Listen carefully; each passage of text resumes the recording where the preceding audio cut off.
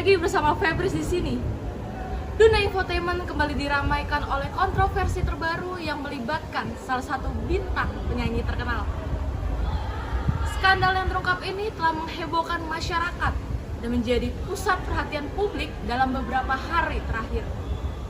Para penggemar dan penikmat infotainment di seluruh negeri sedang dalam keadaan terkejut dan tidak percaya dengan apa yang terungkap tentang kehidupan pribadi penyanyi ini. Kabar ini menjadi sorotan utama di dunia infotainment ketika terungkap bahwa penyanyi Virgon terlibat dalam perselingkuhan yang menguncang hubungan mereka selama ini. Pasalnya, Inara Rusli istrinya menemukan chat yang membuktikan Virgon berselingkuh. Penasaran? Aku punya rangkuman beritanya untuk kamu.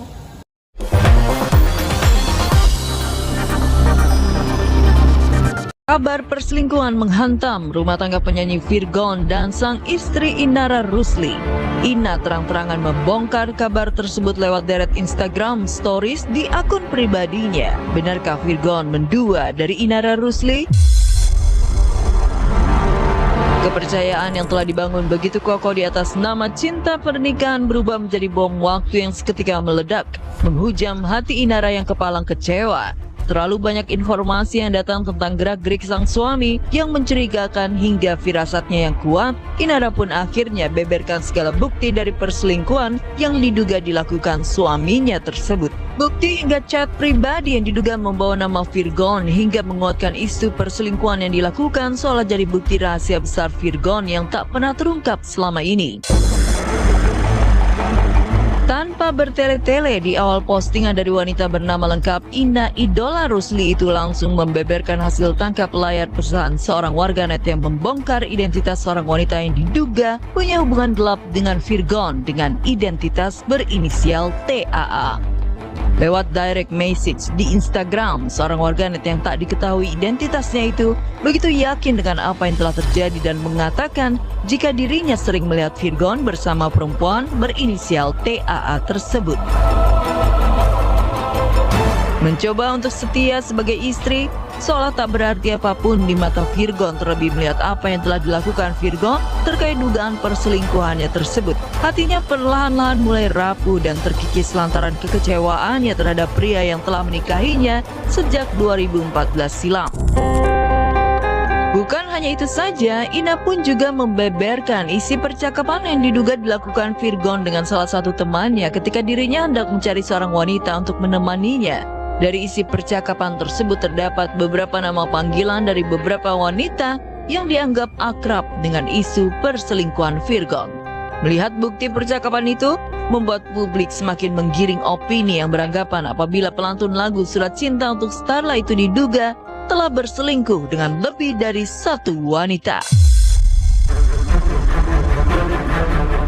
Hati istri siapa yang tak hancur melihat fakta jika suami memiliki hubungan gelap dengan wanita lain bahkan sudah tercium sejak Agustus 2021 silam. Murka rasanya saat Ina mendapat bukti transfer pembayaran di sebuah toko emas di kawasan Jakarta Selatan. Disebutkan oleh Ina bahwa itu disinyalir adalah bukti pembayaran ketika Virgon membeli sebuah perhiasan cincin kepada wanita berinisial TAA tersebut. Tak tenang hati Ina melihat sikap sang suami yang sampai hati tega menggelontorkan uang tersebut untuk orang lain sementara uang tersebut seharusnya digunakan untuk sekolah anak-anaknya.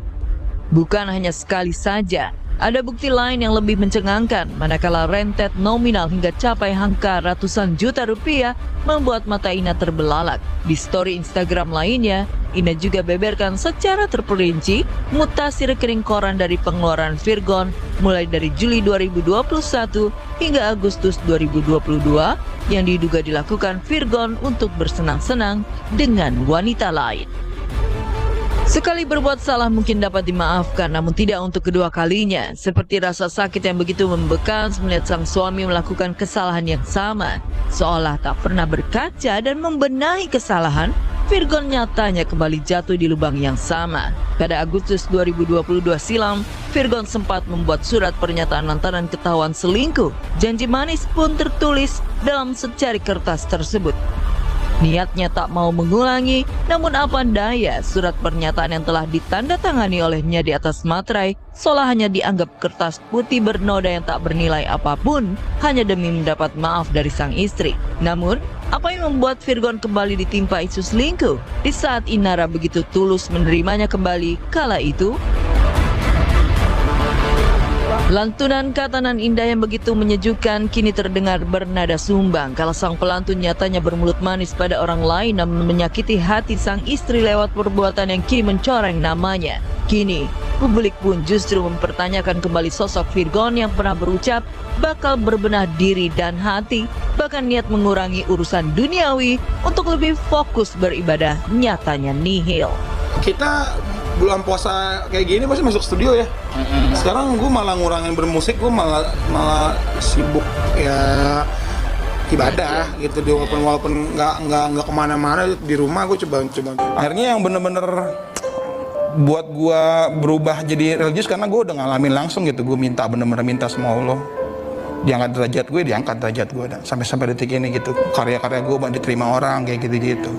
Cuman gue adalah orang yang tidak mau sotoy karena gue masih mempelajari Islam pelan-pelan. Karena literatur Islam itu bukan literatur yang gampang dipajarin. Bahasanya bener-bener bukan bahasa yang seperti bahasa dunia yang kayak bahasa Inggris, Greek Advance, Indian Date segala macam yang bisa gampang dipajarin. Jadi bener-bener pelan dan gue gak mau sotoy karena ilmu gue masih cetek. Gue gak mau berkoar-koar di sosmed atau apa biar itu jadi ibadah gue sendiri. Perjalanan hijrah yang dimaksud oleh Virgon untuk menjadi pribadi yang lebih baik lagi pun kini dipertanyakan. Apa sebenarnya yang dimaksud oleh Virgon ketika ia berkata ingin hijrah? Terlebih niat baiknya tersebut bahkan sempat diragukan oleh keluarga. Berapa kali itu 2 kali lah kira-kira di sidang. Nah sidang yang kedua ini akhirnya Virgon ditanya, kamu kira-kira mau nikahin adik saya apa cuman main-main doang? Karena ini adik saya ini paling bungsu, anak cewek satu-satunya, dan dia di keluarga kita ini bener-bener dihargain gitu. Maksudnya bener-bener kita lindungin gitu. Mahal lah ibaratnya. Bukannya mahal karena dinilai dari materinya, tapi dari segi manusianya ini kamu harus bener loh kualitasnya gitu. Selain dikenal sosok yang sudah hijrah, pria 36 tahun itu dikenal sebagai sosok suami yang cinta keluarga. Sejak menikah dengan Inara Rusli, kehidupan Virgon seolah berubah drastis dan fokus pada keluarga. Terlebih ketika keduanya memilih untuk jalan bersama, membenahi diri dari segala urusan duniawi. Main sama anak, terus jalan-jalan ya, nyenengin istri lagi hamil juga, jadi ya seperti layaknya seorang laki-laki dan seorang kepala rumah tangga lah. Biasa aja, saya di luar sana bukan artis yang gimana kok. Di atas panggung aja saya artis, di luar rumah saya mah bapak-bapak komplek. Virgon pada istri dan anak seolah tak putus-putusnya, bahkan dirinya pun sempat membuat lagu yang dikhususkan untuk putri sulungnya Starla. Semua luapan tulus cintanya pada putrinya tersebut. Image-nya ia bangun sedemikian rapi, mulai dari keromantisan dengan istri dan cinta setulus hati untuk hati sukses, membuat sosoknya dikenal sebagai sosok suami yang penyayang, tulus dan baik.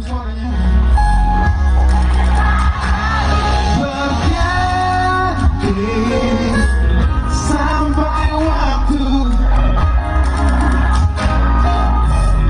walau dunia membenci. Namun setelah kasus dugaan perselingkuhan ini terungkap, publik menganggap jika apa yang telah dilakukan Virgon selama ini terhadap anak dan istrinya hanyalah sebuah kepalsuan belaka dan usaha pencitraan demi mendapat image yang sempurna di mata publik. Namun hingga berita ini terungkap di hadapan publik, belum ada pernyataan langsung dari Virgon sendiri atas dugaan sang istri yang mengarah pada dirinya.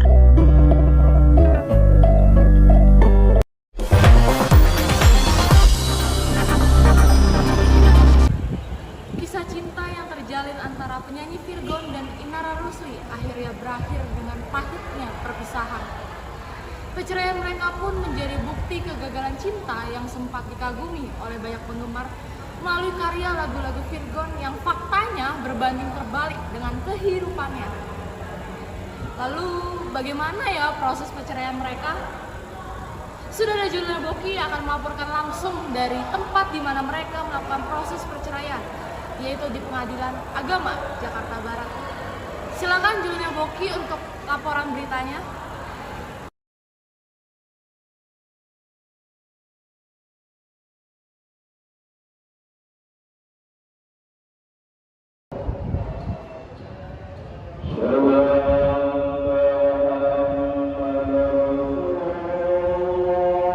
Baik Febris, terima kasih. Oke, para pemirsa, pada hari ini saya berada di depan Gedung Pengadilan Agama Jakarta Barat, di mana kasus perselingkuhan yang menggemparkan sedang bergulir. Sebuah skandal asmara telah terbongkar, mempertaruhkan reputasi beberapa tokoh terkenal dalam dunia hiburan. Dalam persidangan, bukti-bukti yang menunjukkan perselingkuhan yang tidak dapat dipungkiri dihadirkan kepada para hadirin dengan sangat jelas. Pihak jaksa penuntut dengan tegas mengungkapkan bagaimana salah satu terapeutik terkenal telah terlibat dalam hubungan gelap dengan seorang wanita. Detail-detail intim dan pesan-pesan rahasia yang ditemukan dalam komunikasi elektronik menjadi bukti nyata dari perselingkuhan ini. Para pengacara dari pihak terdakwa mencoba untuk membela kliennya dengan mengutarakan argumen-argumen yang mungkin mempengaruhi pengadilan. Sementara itu publik yang menjadi ruang sidang terbagi asmara antara simpati dan kemarahan. Berita ini telah menarik perhatian masyarakat luas dan media sosial menjadi sorotan yang memanas. Warganet dengan cepat merespon skandal ini dengan berbagai pendapat hingga komentar pedas. Reaksi para penggemar juga bervariasi, mulai dari dukungan tak tergoyahkan hingga kekecewaan yang mendalam. Kasus perselingkuhan ini menjadi pelajaran bagi banyak orang tentang pentingnya setia dan menjaga komitmen dalam sebuah hubungan. Skandal ini juga menimbulkan pertanyaan tentang harga popularitas dan kehidupan pribadi para selebriti serta etika dalam industri hiburan. Sidang akan berlanjut dalam beberapa hari ke depan dan publik dengan tak sabar menanti keputusan akhir yang akan diambil oleh hakim. Kasus perselingkuhan telah mengejutkan kita semua dan akan terus menjadi perbincangan hangat dalam waktu yang akan datang. Saya Juliana Boki, pamit undur diri, melaporkan dari depan Gedung Pengadilan Agama Jakarta Barat kembali ke studio.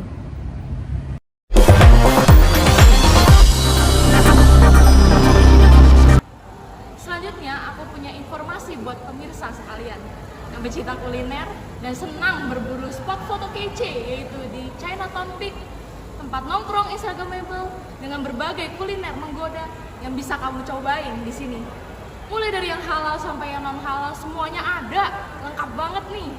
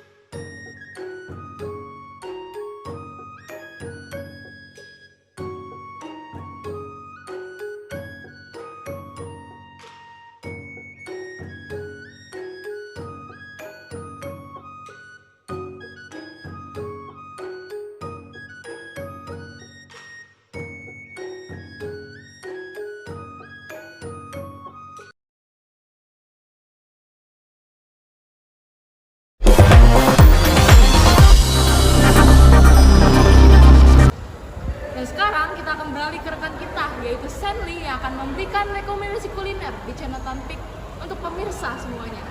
Selamat datang di segmen kuliner kami. Saya Senli Rosalia sebagai reporter kuliner siap membawa Anda dalam petualangan gastronomi yang menggugah selera. Hari ini kita akan menjajaki makanan yang ada di daerah Peak 2, yaitu Chinatown, yang pastinya tak boleh Anda lewatkan. Bersiaplah untuk menikmati hidangan lezat, pengalaman unik, dan cerita menarik dari dapur-dapur terbaik yang ada di Chinatown ini. Yuk kita mulai petualangan kuliner kita.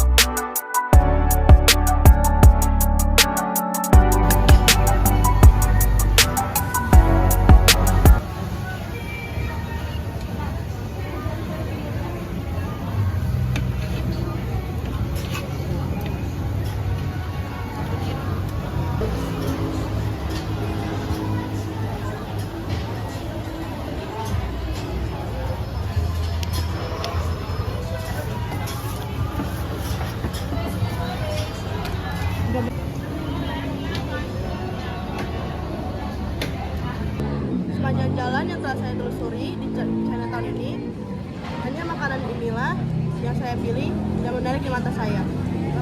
Bagaimana rasanya? Mari kita coba.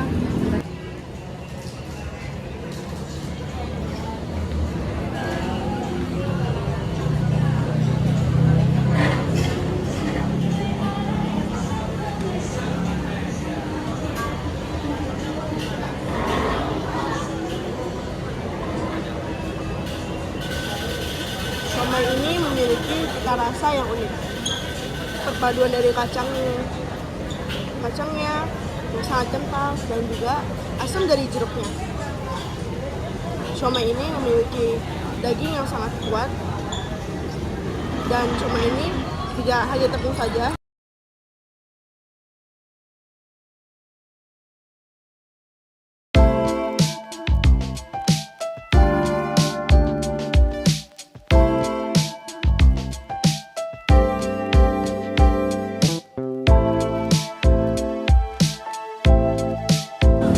Gimana rasanya kita coba?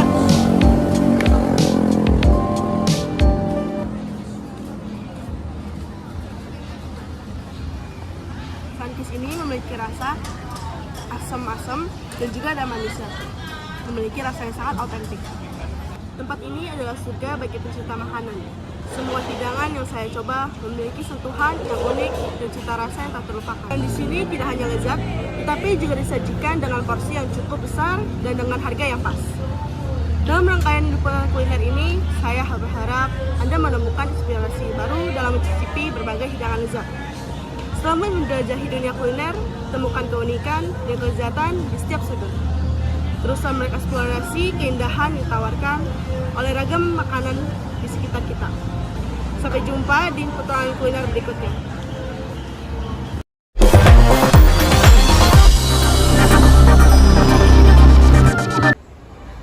Wah, ternyata kuliner di Chinatown Peak enak-enak semua ya. Jadi nggak sabar aku juga mau cobain ke sana nanti. By the way, besok kan weekend nih. Pemirsa bisa ajak keluarga nih, teman atau pacar juga untuk ke Chinatown Peak. Selanjutnya kita akan beralih ke dunia olahraga, di mana kita akan membahas Indonesia absen pada 5 cabang olahraga di SEA Games 2023 dan ruang ganti timnas di SEA Games memakai kursi plastik yang menjadi sorotan masyarakat. Kami akan rangkum beritanya buat pemirsa semuanya. Namun usai jeda yang satu ini.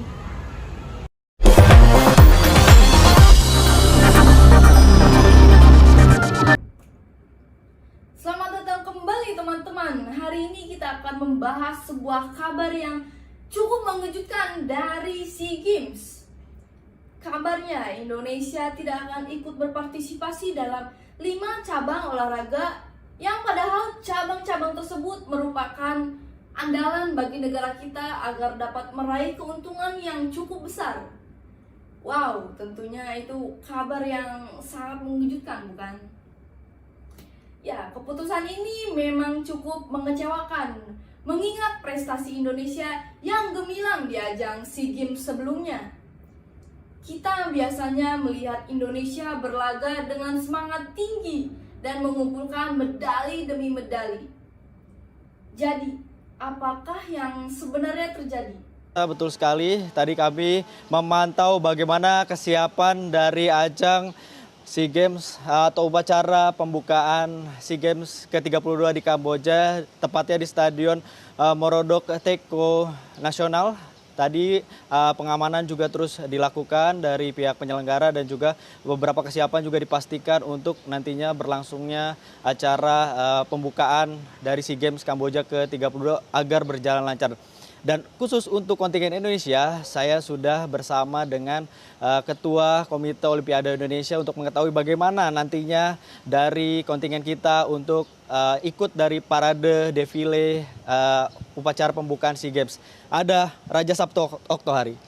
Pak Okto, Salam olahraga. salam olahraga jaya Pak. Bagaimana mungkin bisa dibocorkan sedikit nantinya bagaimana kesiapan tim kita, kontingen kita yang nantinya akan ikut defile dari pembukaan SEA Games ke-32? Ya, Chief de Mission atau Ketua Kontingen dari SEA Games 2023 ini, Saudara Lukman Lexindo Hakim, itu telah menyiapkan 50 orang yang akan ikut di defile di pembukaan SEA Games Kamboja. Dan yang menarik nanti dari 50 perwakilan kita ini akan menampilkan keragaman budaya pakaian Indonesia. Flag bearer sendiri itu akan menggunakan pakaian daerah, pakaian Bali. Dan insya Allah saya pun sebentar lagi ganti baju untuk ganti pakai baju Bali. Apa mungkin bahwa waktu pesan yang ini disampaikan kita memang beragam gitu ya budaya, tapi dengan nantinya di acara pembukaan ini seperti apa mungkin message lebih yang ingin disampaikan khususnya dari kontingen Indonesia? Sejak awal bentuk partisipasi kita di SEA Games ini adalah solidaritas. Jadi SEA Games dibuat untuk membangun solidaritas melalui olahraga kepada negara-negara di Asia Tenggara, yaitu 11 negara.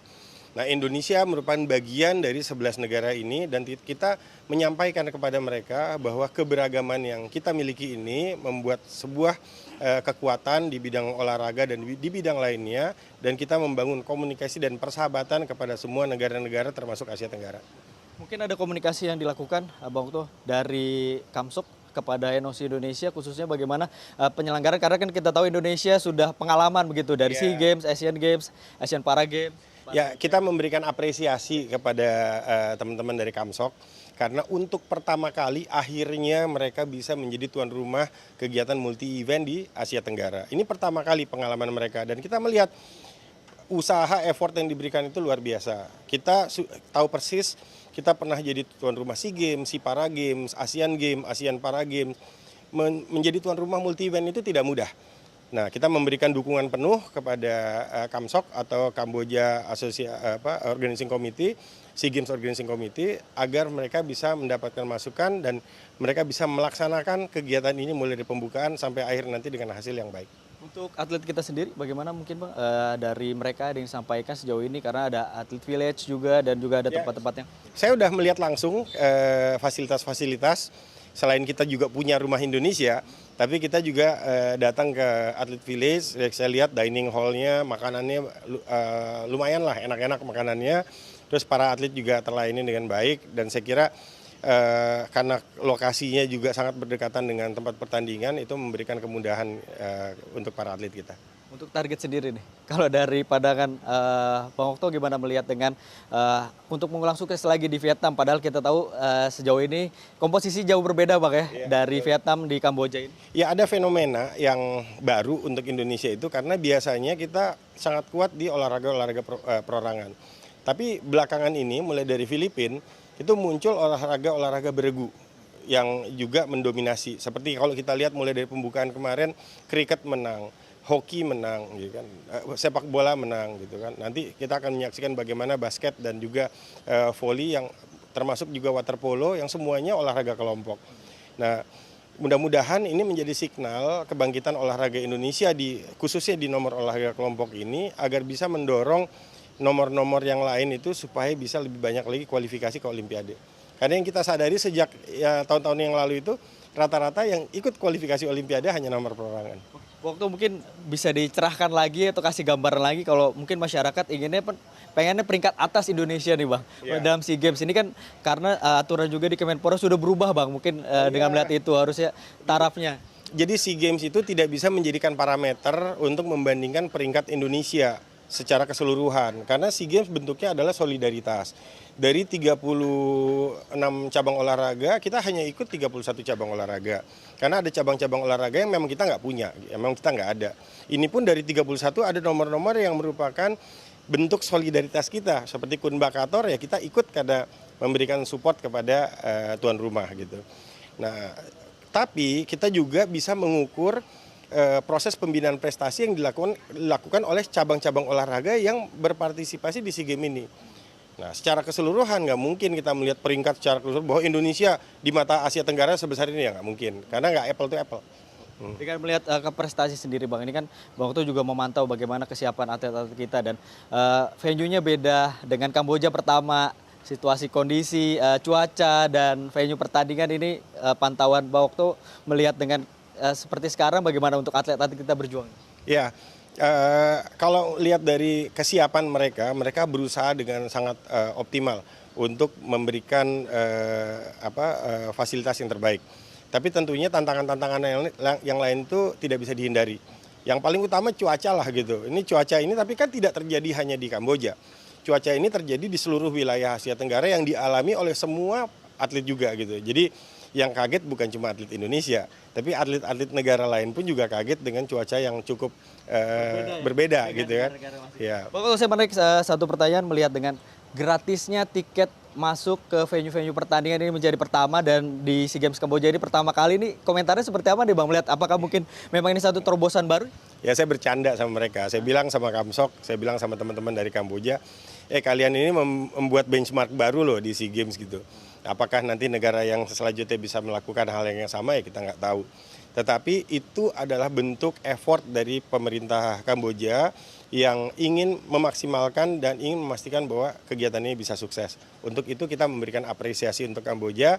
Mudah-mudahan semuanya bisa berjalan dengan lancar, para atlet kita bisa sehat dan selamat, dan prestasi kita bisa meningkat. Dengan dilihat semua Bang, waktu melihat dengan kondisi di sini dan venue yang ada, kondisi atlet dan beberapa cabur-cabur ini, apa yang mungkin ini sampaikan ke masyarakat yang melihat perjuangan atlet-atlet kita di ajang SEA Games ini? Saya mau mengutip katanya Gracia Poli yang baru saja punya anak kemarin. Dia bilang, Bang katanya, walaupun kita di lapangan, tapi setiap teriakan dan dukungan dari masyarakat Indonesia itu kedengaran di hati untuk membakar semangat mereka untuk bisa menjadi juara. Setiap atlet yang berangkat ke multi event, setiap atlet yang datang ke Kamboja, cita-citanya cuma satu, yaitu dapat emas. Nggak ada yang cita-cita yang lain. Semuanya cita-cita cuma satu, dapat emas. Nah, itu bisa terwujud apabila kita semua memberikan support yang terbaik dan jangan lupa doa. Melihat nantinya juga ada kejutan ya Bang, di acara opening ceremony ya yang nanti akan dibawa oleh kontingen Indonesia ya? Ya, kejutannya banyak ya kan, kejutannya banyak. Kita saksikan semuanya sama-sama opening SEA Games Kamboja 2023.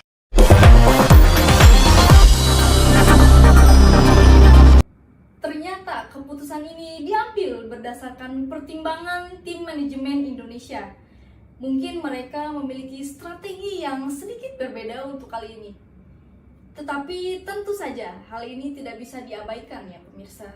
Indonesia tidak akan berpartisipasi dalam cabang olahraga. Itu benar-benar merupakan kabar yang sangat mengejutkan bagi kita semua. 5 cabang olahraga tersebut merupakan cabang yang selalu diandalkan Indonesia untuk mengumpulkan medali-medali emas. Namun sekarang kita harus melihat bagaimana negara lain akan memanfaatkan kekosongan ini untuk meraih prestasi mereka sendiri. Tetapi meskipun Indonesia absen dari 5 cabang olahraga tersebut, kita tidak boleh melupakan potensi besar yang dimiliki Indonesia di cabang olahraga lainnya. Indonesia masih memiliki atlet-atlet yang hebat dan berbakat di banyak cabang olahraga lainnya. Kita masih bisa melihat mereka berjuang untuk meraih medali emas bagi negara kita. Keputusan ini mungkin akan memberikan pembelajaran dan motivasi bagi Indonesia untuk lebih mengembangkan olahraga di dalam negeri ini. Kita harus tetap mendukung Indonesia serta para atlet Indonesia dalam perjuangan mereka dan berharap mereka akan sukses di cabang-cabang yang mereka pilih untuk bertempur. Semoga keputusan ini menjadi tonggak penting bagi Indonesia untuk terus meningkatkan prestasinya di masa depan.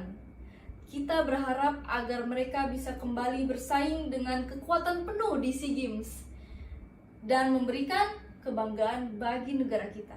Saya Anggun Wardah, pamit undur diri, Insert TV.